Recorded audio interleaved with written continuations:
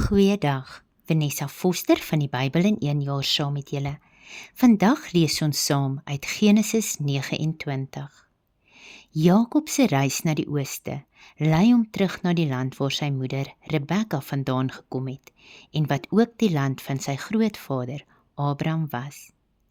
Jakob het sy vaderland in Kanaan verlaat, beide om 'n vrou onder sy vader se mense te vind en om die moorddadige woede van sy ouer tweelingbroer Esau te ontsnap. Eers kom Jakob op 'n put in 'n veld af.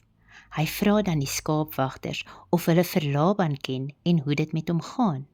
Hulle ken wel vir Laban en wys dat sy dogter Rachel met haar eie kudde aankom. Nou Jakob rol onmiddellik die swaar klip van die put af weg en laat die skape wat aan Rachel se vader behoort drink. Dit kon dalk 'n poging gewees het om haar te beïndruk, aangesien latere verse sal wys dat Jakob baie lief geword het vir Rachel. Aanvanklik moes Rachel nogal verbaas gewees het toe 'n man wat sy nog nooit tevore ontmoet het nie, haar soen en erg emosioneel raak. Hy vertel haar dan wie hy is en sy hardloop om haar vader Laban te gaan vertel. Nou Laban arriveer. Hy omhels vir Jakob en soen hom en verwelkom hom met oop arms in sy huis.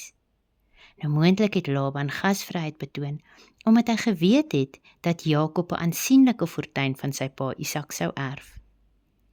Nadat Jakob 'n maand lank by die gesin was, vra Laban hom watter loon hy sou vra om aan te hou werk vir hom, omrede hy seker maar 'n goeie werker was.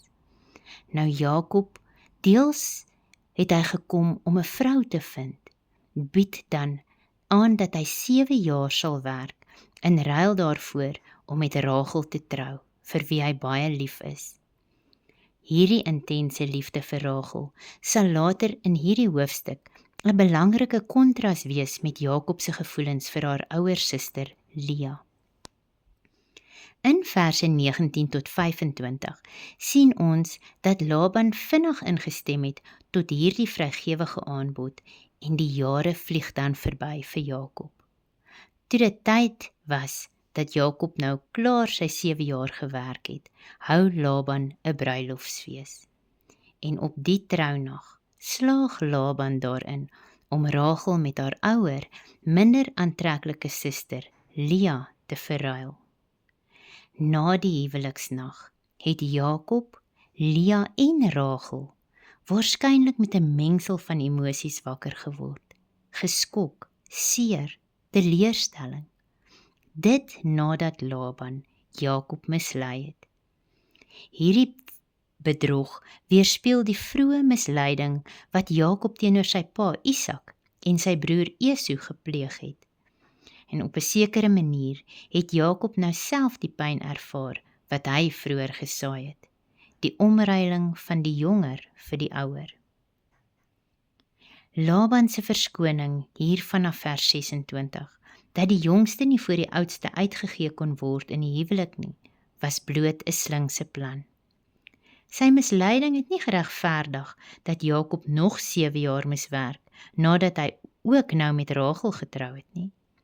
Tog sien ons dat God selfs moeilike en onregverdige situasies kan gebruik om uiteindelik iets goeds daaruit te laat voorkom. Al verskoon dit nooit die verkeerde dade van die mens nie. Ons lees in vers 31 dat Jakob vir Rachel meer lief gehad het as vir Lea. Indirek sê dit dat hy vir Lea gehaat het in vergelyking met sy liefde vir Rachel. Maar dan sien ons God se genadige liefde vir Lea. God het medelee met haar. Sien, sy was eintlik onskuldig in hierdie gemors ingeboelie. En die Here open Lea se skoot en Lea hoop dat Jakob nou sy hart na haar sal wend, aangesien Rachel onvrugbaar was. Ons lees dan vanaf verse 32 tot 35 dat Lea 4 seuns gebaar het en sy vernoem hulle na aanleiding van haar geloof. Reuben, die Here het sekerlik my ellende gesien. Simeon, die Here het my gehoor. Levi, geregtigheid.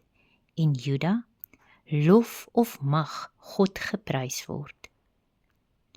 Alhoewel Lea as die minder aantreklike suster dikwels deur haar man Jakob verwaarloos en verag is, was sy in God se oë besonder waardevol. Sien sy deel gevorm van die bloedlyn waaruit die Messias, Jesus Christus, sou kom. Nou Lea het geleer om haar oë op die Here te rig en hom te prys, selfs terwyl sy met pyn in haar hart geleef het weens Jakob se hardheid teenoor haar. Nou as jy vandag verag of verwaarloos voel, onthou Lea se verhaal.